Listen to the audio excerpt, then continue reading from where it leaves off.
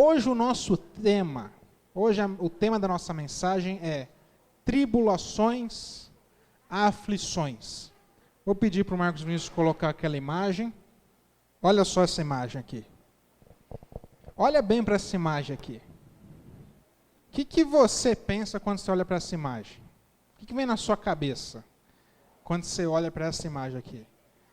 Tempestade. Que mais? Só isso que a gente vê? Tempestade? Mais nada? Ninguém vê mais nada além disso? Dificuldade. Por certa parte, coragem do rapazinho que está com guarda-chuva ali para enfrentar tudo isso, né? Nuvens negras, o céu enegrecido com vários raios, a água se formando ali, é uma tempestade das boas que está se formando e o cara está ali. Irmãos, quando a gente encara essa situação, o que é o primeiro pensamento que vem na nossa cabeça? Vamos falar a verdade. O mundo vai desabar, o guarda-chuva não vai aguentar. Se o mundo vai desabar e o guarda-chuva não vai aguentar, o que a gente tem que fazer? Perna para que te quero, né? Sai correndo, vamos embora que o mundo vai desabar. Irmãos, o que a gente vai ver hoje é justamente sobre esse tema, sobre tribulações, sobre aflições. Muitas vezes na nossa vida nós nos deparamos com essa situação. A gente se depara com uma situação que a gente olha, a gente enxerga uma tempestade. A gente enxerga uma dificuldade, a gente enxerga um momento de tribulação na nossa vida. E existem 3 ações, atitudes que o ser humano toma, que a Bíblia registra, que são erradas nas tribulações. E nós vamos ver essas 3 atitudes hoje. E nós vamos ver uma atitude, que é a atitude correta do cristão, quando ele age espiritualmente diante de uma situação dessa. Então, tribulação, aflição para o dicionário, ele traz alguns significados. Um deles é desassossego. Desassossego. Né? Angústia, estado do ânimo perturbado. Então, falar de tribulação é falar de um fato que acontece na nossa vida, que tira a nossa paz de espírito, que tira o nosso estado de harmonia. Então, tribulação é aquele momento da nossa vida que nós ficamos angustiados, que às vezes a esperança vai embora, que a gente se pergunta, o que eu faço agora? Como que eu vou sair dessa? Tribulação é esse momento em que a gente não quer passar. Tribulação é esse momento que, se depender da gente, a gente vai sair correndo porque a gente não quer nem estar perto de uma tempestade como essa. Então nós tomamos algumas atitudes cotidianamente diante de tribulações que não condizem com aquilo que Deus nos ensina a fazer, nos ensina a agir. Porque eu quero te dar uma notícia hoje, para todos nós, inclusive para mim. Tempo difícil não é privilégio de ninguém. Jesus Cristo lhe disse, nesse mundo tereis aflições. Hora nenhuma Jesus enganou a gente. Então tem dia que a gente tem motivo para sorrir e tem dia que a gente tem motivo para chorar. Um tempo difícil não é privilégio de ninguém passar. Todos nós passamos. A questão é como lidar com essa situação e como passar por essa situação. Uma tribulação, ela pode se dar por um motivo espiritual, onde Deus permite nós passarmos por uma tribulação. Por que Ele permite? Nós vamos ver hoje. Ou por um motivo humano, onde eu arrumei para a cabeça. Consequência das minhas atitudes. Fiz coisa errada e implicou em consequência negativa na minha vida. Muitas pessoas estão colocando a culpa em Deus ou no reino espiritual de coisa que o reino espiritual não tem culpa, não. É consequência das nossas próprias atitudes erradas e precipitadas. Amém? Estamos entendendo isso daí? Quando vem uma tribulação, da parte de Deus, o que Ele espera de nós é uma atitude espiritual frente a elas. É uma atitude na qual nós amadurecemos através de uma tribulação, de um tempo difícil. Porém, se nós formos agir pelo lado carnal, nós vamos ver 3 atitudes que nós tomamos que são erradas. Eu quero pedir para o Marquinho abrir, lá em Gálatas capítulo 5, 22, você pode acompanhar na sua Bíblia também. Gálatas capítulo 5, verso 22. A palavra do Senhor vai dizer que uma vez que nós somos reconciliados com Deus através de Cristo Jesus, ou seja, uma vez que nós somos salvos, nós reconhecemos e confessamos Jesus Cristo como nosso único e suficiente Salvador, a nossa vida não é mais uma vida guiada pelos meus próprios sentimentos, emoções, pelas minhas próprias vontades e desejos. Agora o Espírito Santo do Senhor habita em mim. Glória a Deus por isso. O Espírito Santo do Senhor habita em você. Glória a Deus por isso. Então agora você age não pautado nos dos seus desejos e vontades, mas sim guiado pelo Espírito Santo de Deus. Uma vez que somos guiados pelo Espírito Santo de Deus, a palavra do Senhor vai dizer em Gálatas 5, 22, que o Espírito Santo do Senhor presente na minha e na sua vida produz algo que ele chama de fruto do Espírito. Esse fruto do Espírito possui 9 características, que são, mas o fruto do Espírito é amor, alegria, paz, longanimidade, benignidade, bondade, fé, mansidão e domínio próprio. Então, uma pessoa guiada, dirigida pelo Espírito Santo de Deus, essas 9 características são presentes em sua vida. Agora eu te pergunto, num momento de tribulação, de dificuldade, de aflição, na qual nossa paz de espírito é roubada, nós vivemos numa angústia, é fácil viver isso daqui? A gente vive amor? Alegria? Paz? Hã? A gente não fica nem um pouco nervoso com a situação. Putz, grilo, o que aconteceu? Só que me faltava agora. Tá de brincadeira. Era isso que eu precisava agora mesmo para acabar minha semana, não é assim que a gente pensa? Quando acontece alguma coisa? Ou a gente pega e fala assim, não, que isso, o amor de Deus é acima de todas as coisas. E vem cá, eu sei que me prejudicou, vem cá que eu vou dar um abraço para você. Agora nós vamos, né? Quero te dizer que Deus te ama e eu também. Né? Não é de tribulação, de dificuldade.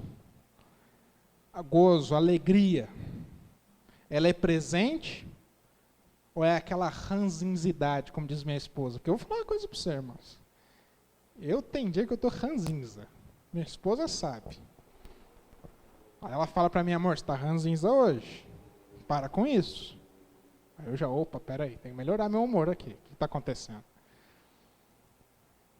Irmãos, se tem algo que é precioso na nossa vida espiritual, é a alegria. Vou te dar um exemplo. Eu chego aqui para o Vitor.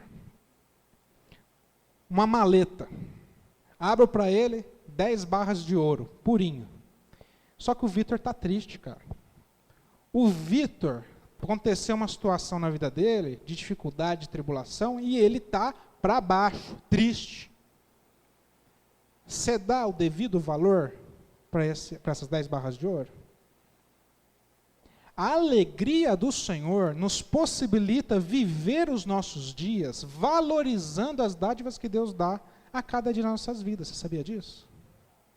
É por isso que muitas vezes o inimigo, Satanás, tenta minar a nossa alegria, a alegria do nosso coração, porque ele sabe que a alegria do Senhor é a nossa força. Ele sabe que em tempos de alegria nós valorizamos as atitudes, valorizamos e notamos a ação de Deus na nossa vida. Mas numa situação de dificuldade a gente está alegre?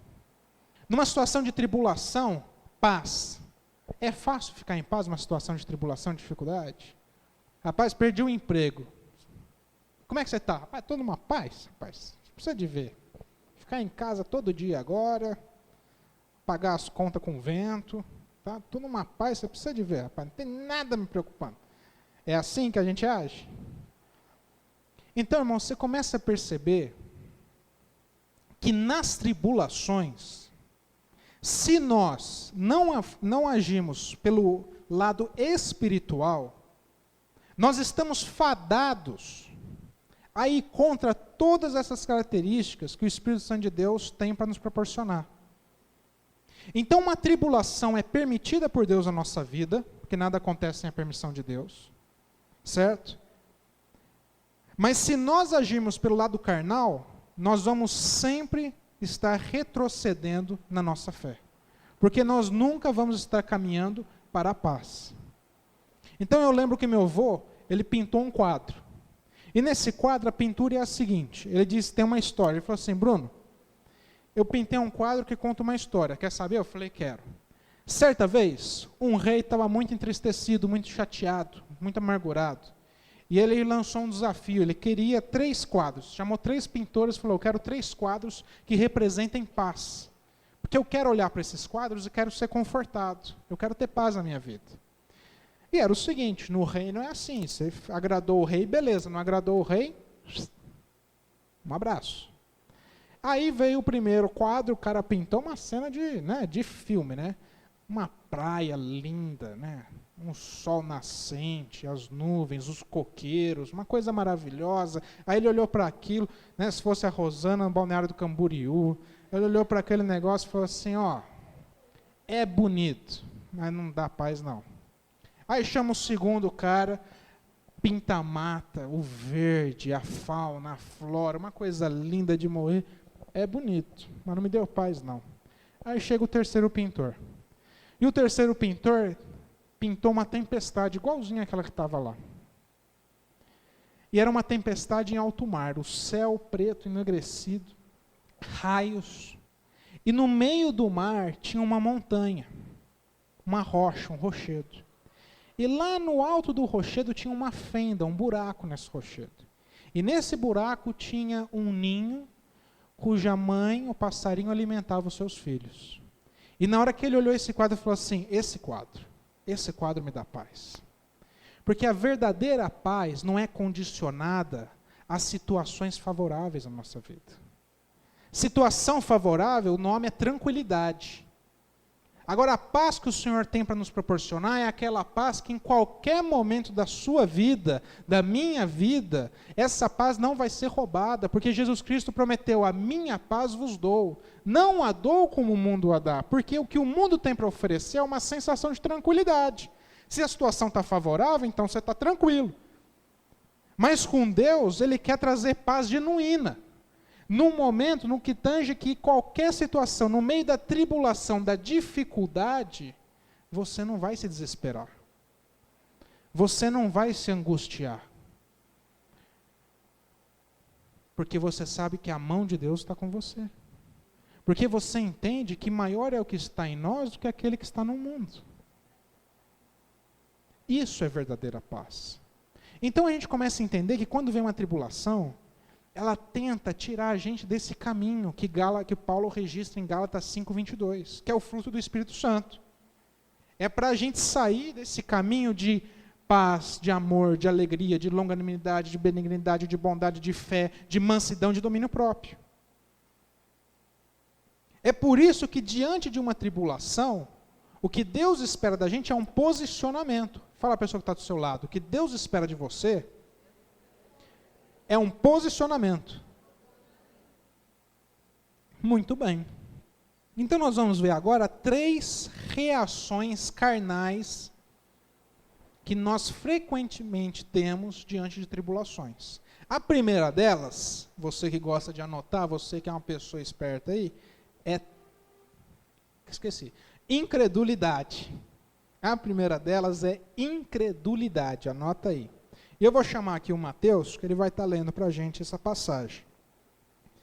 Está lá em Marcos, o Evangelho segundo Marcos, capítulo número 4, versículo número 35. Marcos, capítulo 4, verso número 35. Paz do Senhor. Marcos 4, versículo 35. Naquele dia, de tardinha, Jesus disse aos discípulos, vamos para o outro lado do lago. Então, eles deixaram o povo ali, subiram no barco em que Jesus estava e foram com ele, e outros barcos o acompanharam. De repente, começou a soprar um vento muito forte, e as ondas arrebentavam com tanta força em cima do barco, que ele já estava ficando cheio de água. Jesus estava dormindo na parte de trás do barco, com a cabeça numa almofada. Então os discípulos o acordaram e disseram, Mestre, nós vamos morrer. O Senhor não se importa com isso? Então ele se levantou, falou duro com o vento e disse ao lado: Silêncio, fique quieto. O vento parou e tudo ficou calmo. Aí ele perguntou: Por que é que vocês são assim, tão medrosos? Vocês ainda não têm fé? E os discípulos, cheios de medo, diziam uns aos outros: Que homem é este que manda até o vento e nas ondas? Jesus quer passar aqui a mensagem para a gente que não importa as tribulações, não importa o que a gente está passando na nossa vida, que a gente tem que colocar Jesus à frente e ter fé, porque aquelas tribulações vão passar e tudo vai se acalmar. Dá uma salva de palmas pela vida do Mateus, em nome de Jesus, amém? Segunda vez que eu desafiei o Mateus, falei: Mateus, te dá outro desafio. Vou ler a passagem e explicar. Ele falou: tá tudo certo. Manda a bola de novo, que eu ajeito no peito, chuta e é gol. Fica tranquilo. Eu falei: beleza, velho.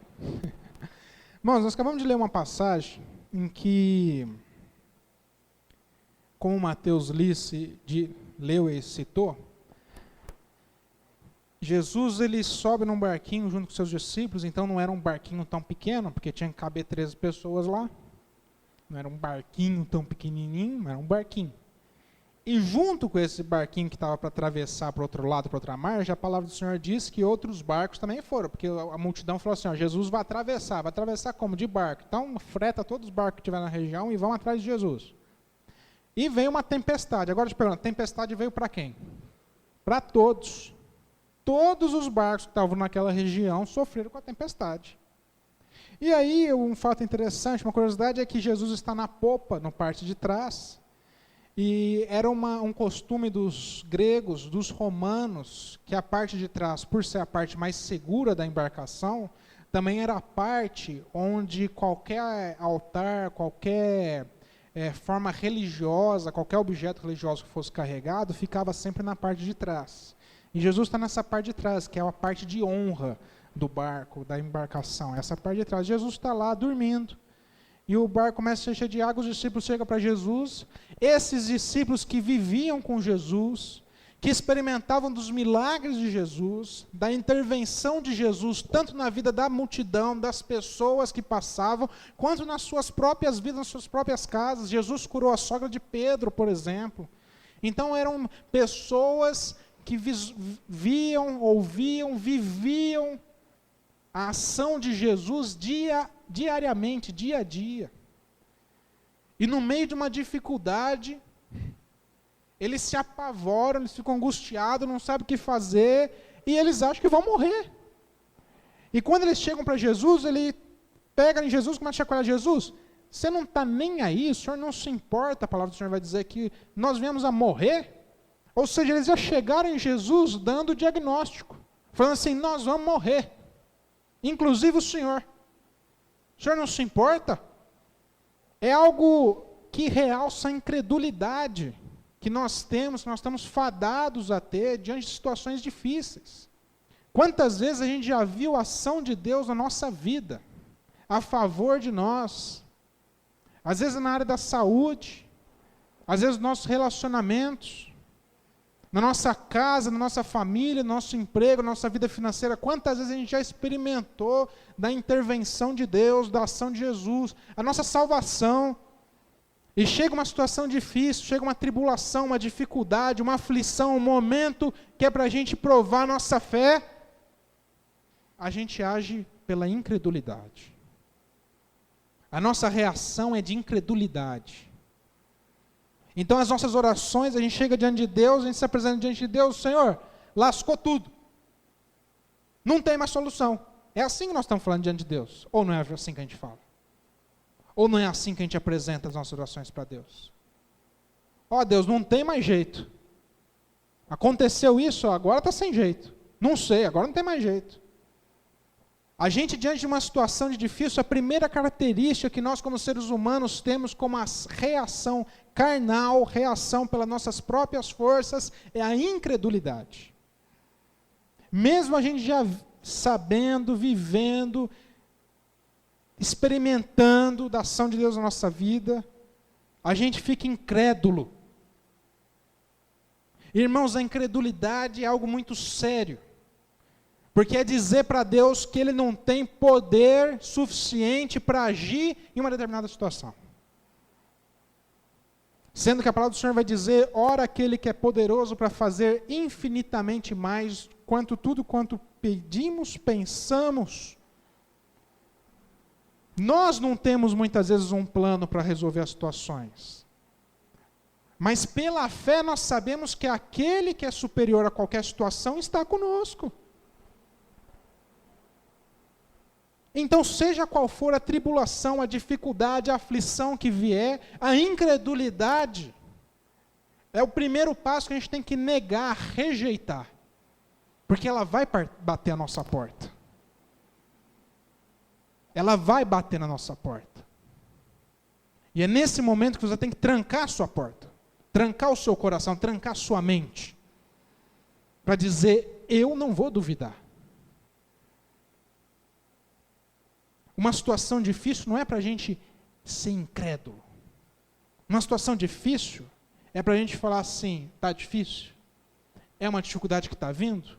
Pois muito bem, é uma oportunidade de eu ver o Deus do impossível operar na minha vida. É uma situação de tribulação, de dificuldade, eu não vejo um horizonte na minha vida? Pois muito bem.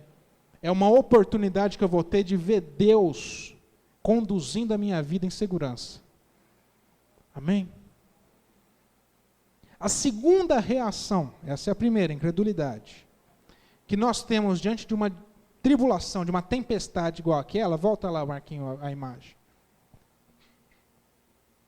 Você se depara com uma tribulação na sua vida, com uma dificuldade, com uma aflição, a segunda reação natural, carnal, que nós temos, é a fuga.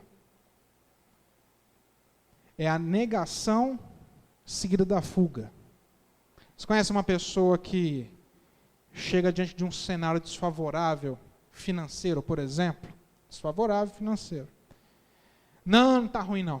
Não tem problema não. Problema não. Inclusive vou até trocar de carro. Aí troco o carro, financio o carro, vou fazer isso e gasta naquilo, não vou reformar a casa, vou fazer não sei o quê. Aí chega no final do mês, tudo no vermelho. Aí é hora de questionar. Cadê Deus na minha vida? Cadê Deus na minha... Posso dar o seu exemplo, Marcão, aqui? Qualquer coisa você puxa minha orelha depois. Marcão estava contando que trocou de carro. Pegou um carro inferior. Não é isso? Justamente para evitar dívidas presentes na vida dele. Quando a situação melhorar, ele volta e pega um carro melhor. Tem gente que chega diante de situações, dificuldades, tribulações e vai para a negação. Não tem nada acontecendo. Está tudo certo, não tem nenhum problema. Está tudo muito lindo. E a hora que estoura de vez, aí acha ruim. Aí culpa Deus. Aí quer vir na igreja e quer uma satisfação, quer uma oração. Aquela oração resolve o problema na hora. Sabe a oração Nissim Miojo? Oração Nissim Miojo é assim. A pessoa chega e quer uma oração que em 3 minutos transforma a vida da pessoa. Achando que é Harry Potter aqui. Você pega a varinha amada, né? E acha que é assim. Diante das tribulações, das dificuldades, o que nós temos que ter é um posicionamento. Não adianta ficar fugindo, negando ela. E eu quero que você abra a sua Bíblia lá para a gente entender melhor isso, na carta de Tiago, capítulo número 1. Tiago, capítulo número 1. Todos acharam? Amém? Diz o seguinte, Tiago, servo de Deus, do Senhor Jesus Cristo, as 12 tribos que andam dispersas, saúde. Meus irmãos, tende grande gozo, alegria, quando passares por várias tribulações, sabendo que a prova da vossa fé opera a paciência. Tenha, porém, a paciência, a sua obra perfeita, para que sejais perfeitos e completos, sem faltar em coisa alguma. E se algum de vós tem falta de sabedoria, peça a Deus, que a todos dá liberalmente, e o não lance em rosto, e ser-lhe-á dado. Peça, porém, com fé, sem nada duvidar, porque o que duvida é semelhante a onda do mar que é levada pelo vento e lançada de uma para outra parte. Volta na imagem lá, Marquinhos, por favor. A segunda reação que é comum que nós temos diante das dificuldades é a negação, e quando estoura o problema é a fuga. Nós queremos evitar, nós não queremos passar. Ninguém quer ficar que nem esse cara aqui com o guarda-chuvinha aberto e passar por uma situação difícil, por uma tempestade. Ou a gente quer? Não quer. É por isso que quem anda de moto sabe muito bem, quando começa a chover, a chuva aperta, o que faz? Para, não é isso, Carlinhos? Para a moto, ou sai correndo para fugir dela. Se não tem jeito de fugir, para e se esconde, porque não quer ficar, quer fugir da tempestade. Veste a capota, se encolhe no cantinho ali, ou acelera o máximo possível e vai embora. Quer fugir das tempestades, quer fugir da situação. Da mesma forma, nós temos essa tendência de querer fugir das dificuldades, das tribulações, ao invés de se posicionar diante delas. E é o que o Tiago está falando, porque ele começa falando assim: tende por grande alegria o passar por várias tribulações. Ué, mas aí você está me complicando. Porque o que o Tiago está falando é enxergar um cenário desse e abrir um sorriso. E se alegrar. É isso que o Tiago está falando. Tende por grande alegria se você está passando por provações. Sabendo que isso é uma oportunidade que Deus está dando para você amadurecer a sua fé. Então nós aprendemos que nós só passamos tribulações e aflições que Deus permite nós passarmos. Lembra, tem a diferença da humana, proveniente dos nossos erros, consequência nossa, né?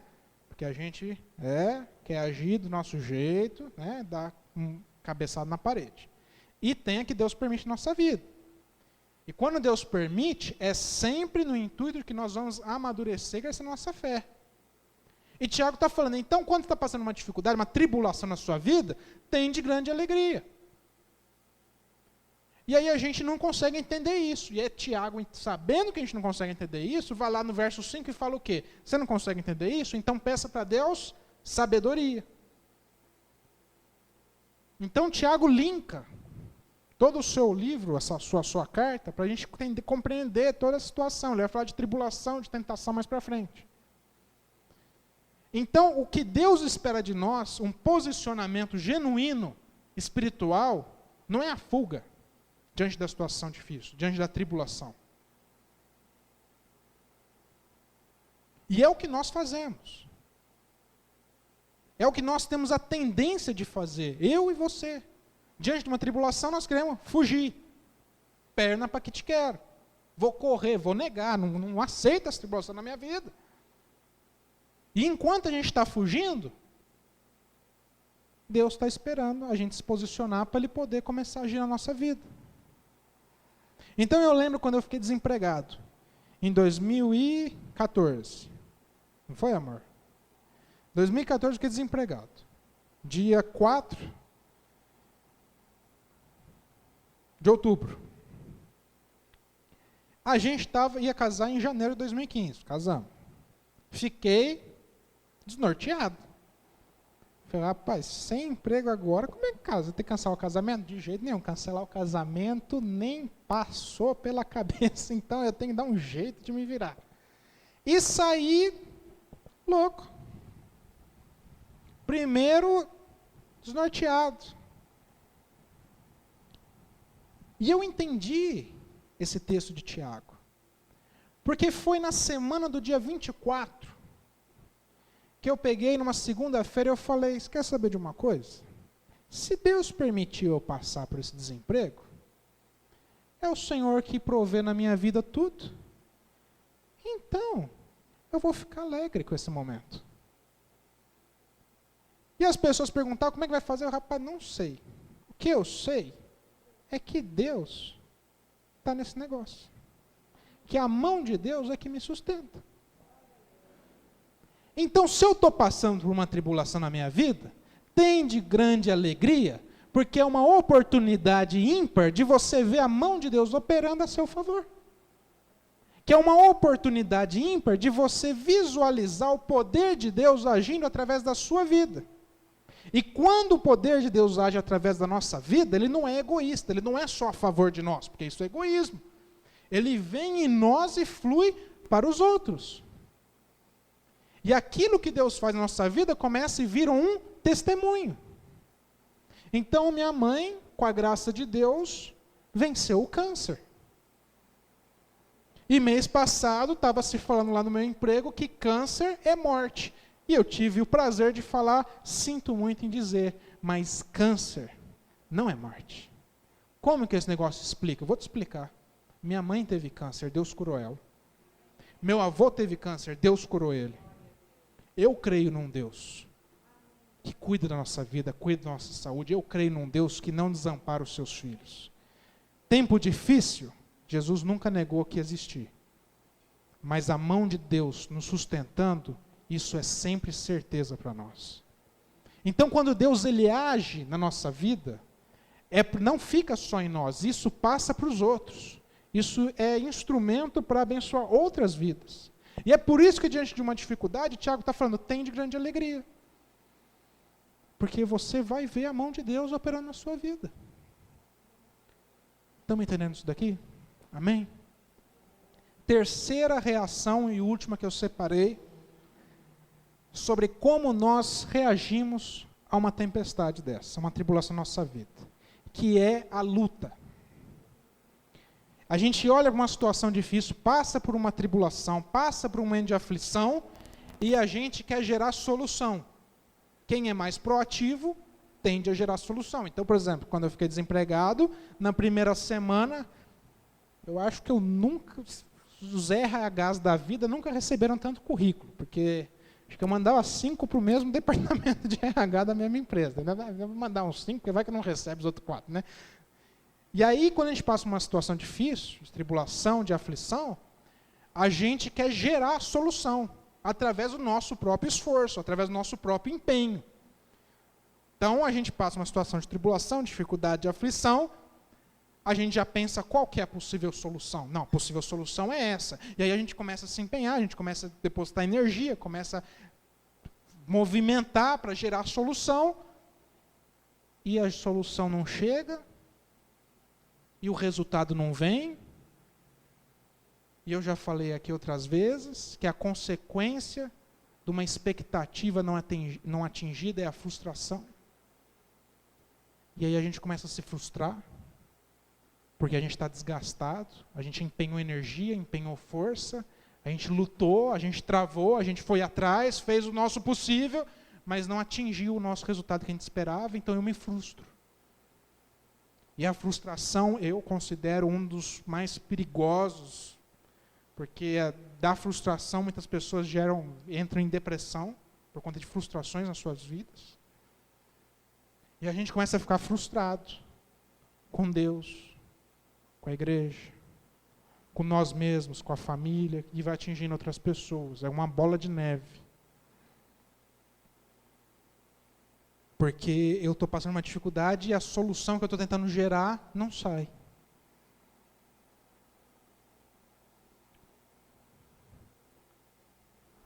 E isso é uma realidade na nossa vida. Então eu lembro da mulher de Jó. Jó foi um cara que, no seu tempo, ele era um patriarca, ele tinha muitas posses, muitas coisas. Ele tinha, só de animais, ele tinha 11 mil em posses, cabeças de gado, ovelha, camelo, 10 filhos, 7 homens, 3 mulheres, incontáveis servos, então era muito grande, casa, outras casas. E aí, num determinado dia, chega um servo dele que escapou e fala, Jó, vieram os salteadores aí, levou tudo, os 11 mil posses que você tinha foi embora. Acabou de falar, chega outro, Jó, teve um vendaval, caiu as paredes da casa, o teto, seus filhos não sobreviveram. Chega outro, Jó, todos os seus servos foram levados embora. No mesmo dia, no mesmo momento. A mulher de Jó, ouvindo isso, ficou quieta. Só que ela estava esperando que Jó fosse fazer alguma coisa, lutar, resolver, gerar uma solução. E quando ela vê que Jó não faz nada disso, ela vira para Jó e fala: amaldiçoa o seu Deus. Quantas vezes, numa situação de dificuldade, a gente não começa a dar passos para trás, retroceder na nossa caminhada cristã? Porque nós nos frustramos com as soluções que nós não conseguimos gerar para as nossas vidas. Só que a Bíblia é clara, quando ela nos ensina que a nossa luta não é contra a carne ou sangue. Que a nossa luta, nossa batalha não é ficar travando aqui no âmbito material. Mas é buscar em Deus, apresentar a Deus, consagrar a Deus. Vou te dar um exemplo real, ainda em cima desse desemprego que eu tive durante um mês só que eu passei. 20 dias, né?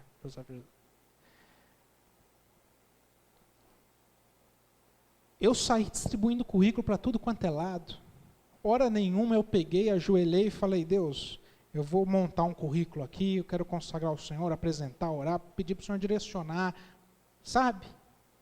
A gente quer gerar solução a partir da nossa própria força, do nosso próprio empenho, porque a gente começa a confiar que aqui, na minha própria capacidade, eu vou gerar alguma coisa. E a palavra do Senhor diz que maldito o homem que confia no seu próprio braço.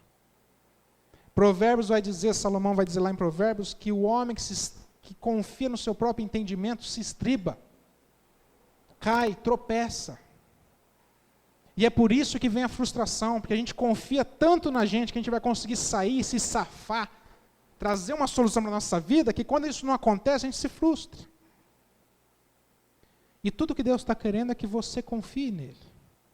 Tudo que Deus está querendo é que a gente se apresente para ele.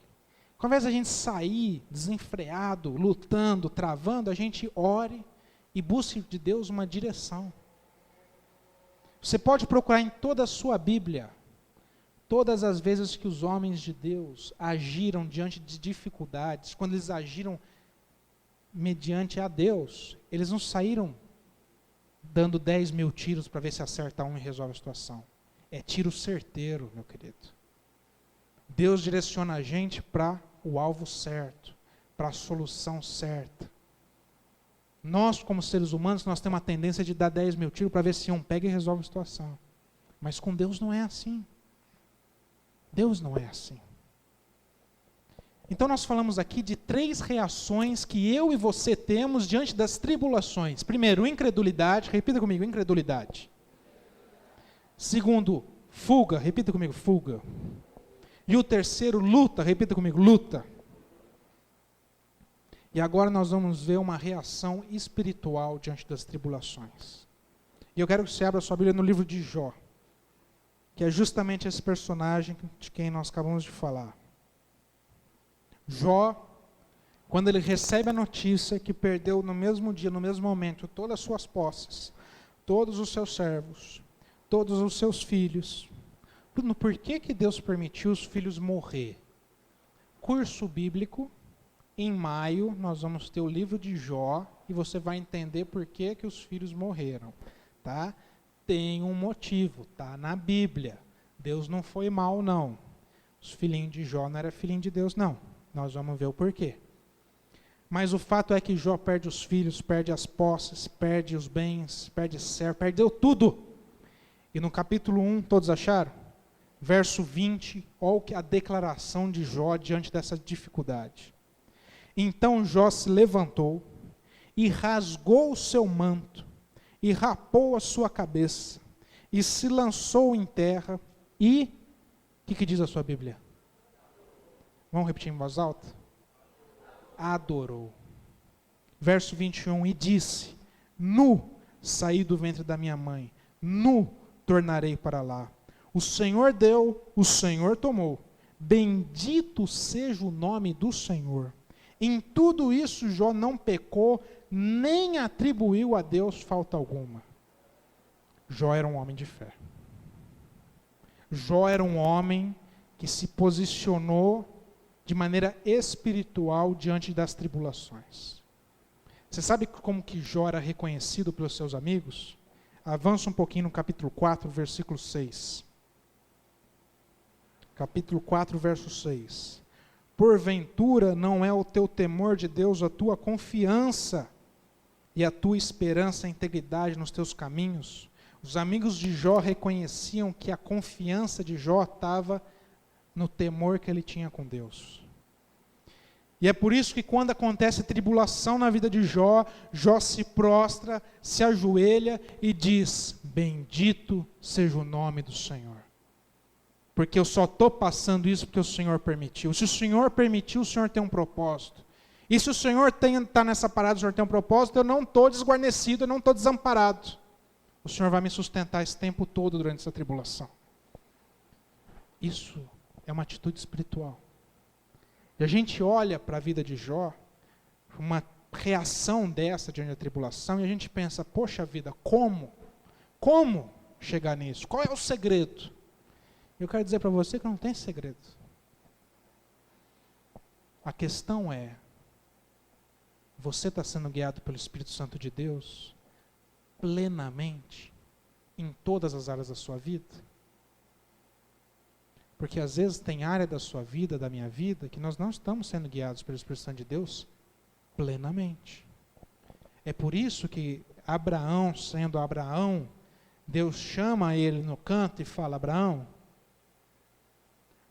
até agora você tem andado na minha presença. Mas vamos fazer um negócio? Ser perfeito daqui para frente. Então ele fala: Abraão, anda na minha presença, vírgula, ser perfeito. Chega de andar do jeito que você acha que tem que andar quando você quer resolver seus problemas. Deus fala isso para ele. E aí Abraão começa, de fato, caminhar nos caminhos do Senhor. E só quando Abraão entende isso, que a promessa de Deus se cumpre na vida dele. Ele vai gerar Isaac. Não é o filho do Vitor, não, é o Isaac da Bíblia. Então quero te convidar a ficar de pé nesse momento para a gente ter uma palavra de oração. Se coloque de pé. Curve sua cabeça. Quero te convidar a você ter um tempo de reflexão, sabe? Você analisar a sua vida. Nós vamos tomar a ceia do Senhor daqui a pouco. O apóstolo Paulo nos orienta que para tomar a ceia nós precisamos fazer uma análise da nossa vida. Então, nada melhor do que a gente já fazer essa análise agora. Sabe, tribulação, dificuldade, período de aflição, não é privilégio que você está passando. Paulo vai dizer que, olha, as dificuldades da nossa vida, você pode ter certeza que outras pessoas estão passando também.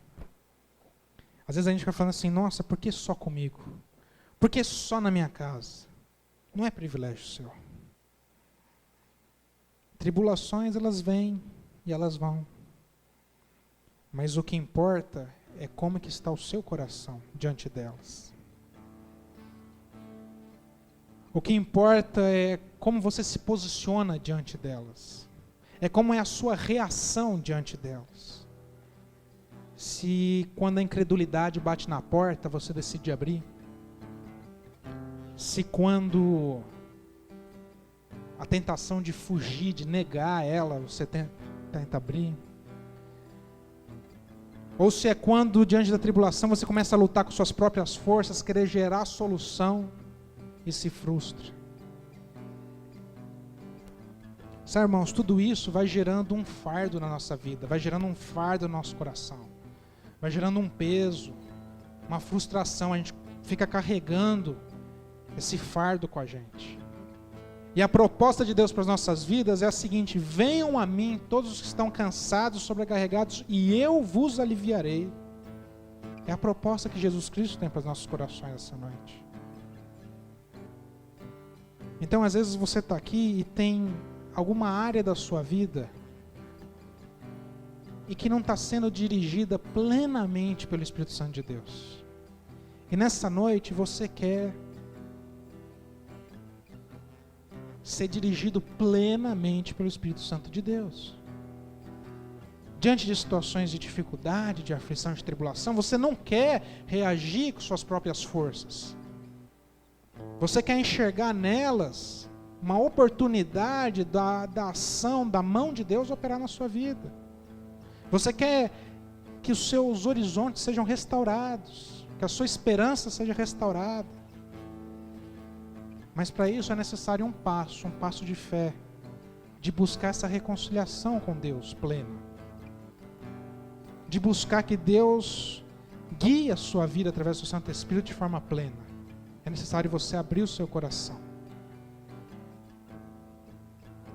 E às vezes é alguma pequena área da sua vida que está faltando ser plenamente dirigido. Então quero te convidar, você que entendeu essa palavra, você que ouviu essa mensagem e diz: eu preciso ser plenamente dirigido pelo Espírito Santo de Deus.